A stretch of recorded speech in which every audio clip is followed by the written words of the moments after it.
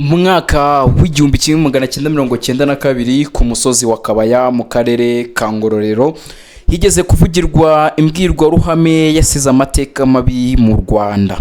Muri iyo mbwirwaruhame Dr Léon Mugesera yakoresheje amagambo y'urwango arimo kwita inkotanyi ingegera, amagambo yaje gufatwa nk'igice cy'ubukangurambaga bwagejeje igihugu muri jenoside yakorewe abatutsi mu gihumbi kimwe magana cyenda mirongo cyenda na kane.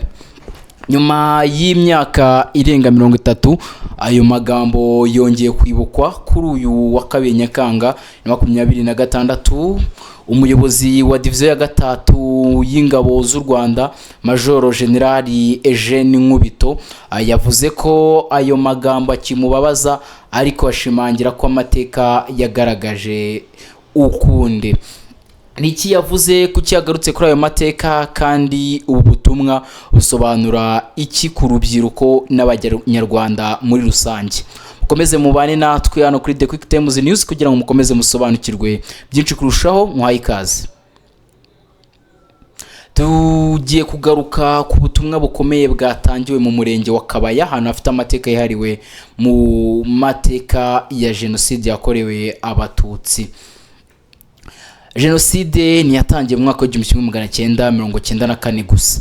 Abahanga amateka bavuga ko jenoside yakorewe abatutsi tatangiranye n'itariki ya 7 Mata 1994, yabanjirijwe n'imyaka myinshi y'ivangura, urwango n'abakangurambaga mu myaka y'1990 kugeza mu 1994. Bamwe mu banyapolitike n'abandi bayobozi bakoreshaga amagambo asebya abatutsi ndetse n'inkotanyi. Muri urwo rwego kwa 22 Ugushyingo 1992 Dr Léon Mugesera yavugiye ijambo ku Kabaya. Iryo jambo ryaje kuba rimwe mu yavuzwe cyane nyuma ya jenoside kubera uburyo yakoresheje imvugo zafatwaga nk'izishishikariza urwango ndetse n'urugomo. Major General Nkubito yavuze iki? Mu ijambo rye Major General Eugene Nkubito yavuze ko ikintu kimubaza cyane ari uburyo Dr Léon Mugesera yitaga inkotanyi ingegera. Igeze ati ikintu kigiye kimbabaza no ukuntu yakwita abantu ingegera. Yakomeje avuga ko yifuza ko Mugesera yaza akareba aho igihugu cye kigeze. Yavuze ko yakwibonera iterambere igihugu cyagezeho, imihanda yubaswe, ibitaro, ubuzima abaturage babayeho, nuko ababohoye igihugu batabaye ingegera nk'uko yabivuze. Aya magambo yakiriwe n'abari bitabiriye icyo gikorwa nk'ubutumwa bwo kwibuka amateka no gushima urugero igihugu kigezeho. Kuba Kabaya ifite ayahe mateka? Kabaya ni kamwe mu duce dufite amateka akomeye cyane mu Rwanda. Niho Léon Mugesera yavugiye imbwirwaruhame ye mu mwaka w'1992 nyuma ya jenoside. Ako gace kabaye kimwe mu bibanza byibukirwaho amateka y'ubukangurambaga bwagejeje igihugu kuri jenoside, aho jenoside yaguyemo abarenga miliyoni mu gihe cy'iminsi 100 gusa. Niyo mpamvu buri gihe havuzwe Kabaya benshi bahita bibuka ayo mateka. Major General Nkubito Eugene nawe yahisemo kuhagarukira kuko ariho ayo magambo yavugiwe. Igikorwa cyo kugabira abamugariye ku rugamba. Ubwo butumwa bwatangiwe mu gikorwa cyo kugabira inka imiryango 10 y'abamugariye ku rugamba rwo kubohora igihugu. Izo nka zatanzwe n'abagize urugaga rw'abikorera mu ntara y'uburengerazuba, zifite agaciro ka miliyoni zisaga 9 z'amafaranga y'u Rwanda.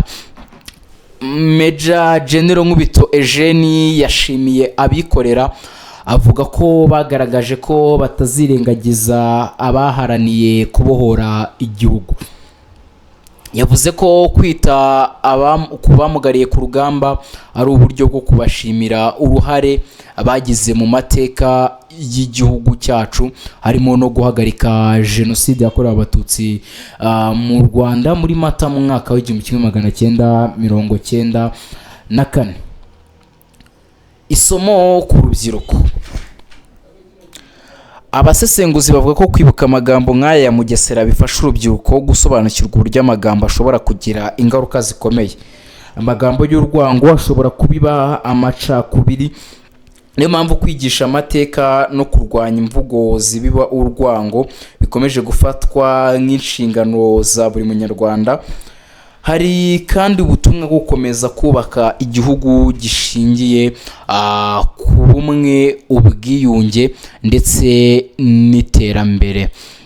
Aya magambo yatangajwe na Major General Nkubito kuri Dr. Léon Mugesera watutse inkotanyi.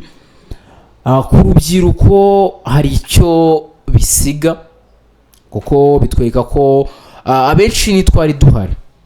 Iyo twumvisha ibintu nk'ibi bitwumvisha uburyo jenoside atari igikorwa cyabaye muri iyo minsi gusa, ahubwo ni igikorwa cyagiye gitegurirwa mbere na mbere mu bitekerezo by'abantu. Nimvuga mu bitekerezo, sinzi nimba mumva neza icyo nshatse kuvuga, kuko abantu babanje gutegurwa mu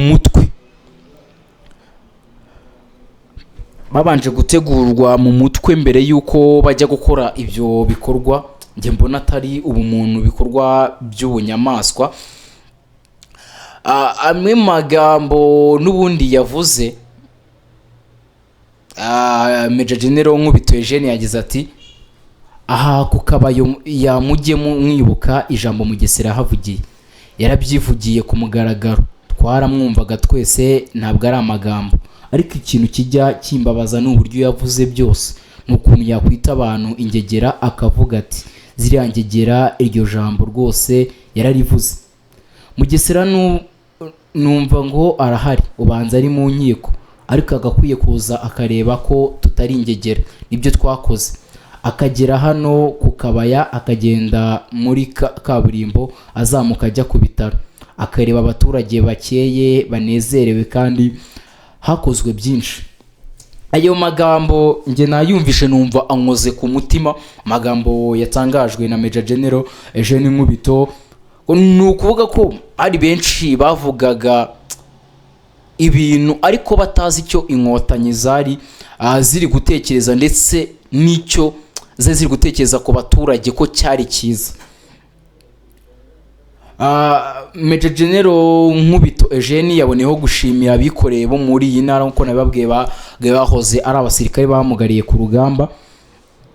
Ku 22 Ugushyingo mu mwaka w'1992, ahari ahitwa ku Kabaya, Dr. Mugesera yavuze ijambo rutwitsi muri meeting y'ishyaka MLDP ryari ku butegetsi mu Rwanda. Bako uyu Léon Mugesera yavuze amagambo menshi yakomeretsaga benshi, ndetse ndavuga ko hari na benshi bayifashishije ubwo bakoraga igikorwa cy'ubunyamaswa cyo kwambura abantu ubuzima mu 1994.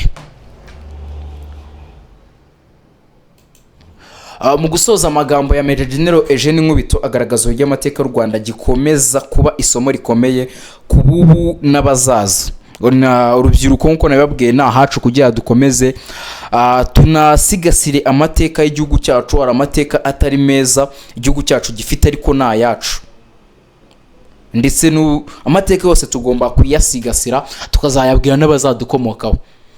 Yibukije ko amagambo yavuzwe mu myaka irenga 30 ishize atakwirengagizwa, kuko agaragaza aho urwango rushobora kugeza igihugu. Ku rundi ruhande yashimangiye ko u Rwanda rwahisemo inzira yo kwiyubaka, kubaka amahoro no guteza imbere imibereho y'abaturage.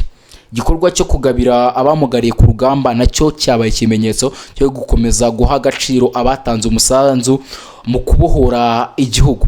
Ese wowe ubona urubyiruko rukwiye gukura yahe masomo muri aya mateka? Ndika igitekerezo cyawe aho muri comment, yango ibintu bikomeze kugenda bimera neza cyane.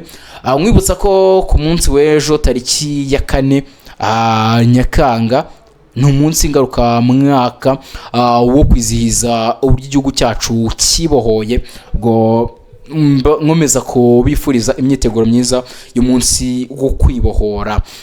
Mukande subscribe niba mutarakanda subscribe kugira ngo mujye mukomeza kubona inkuru nk'izi zigiye zisenguwe zirimo amakuru meza kandi yizewe. Amahoro n'imigisha Nyagasani atanga bikomeze bibane namwe. Gahunda za The Quick Times News zikomeze zibanogere.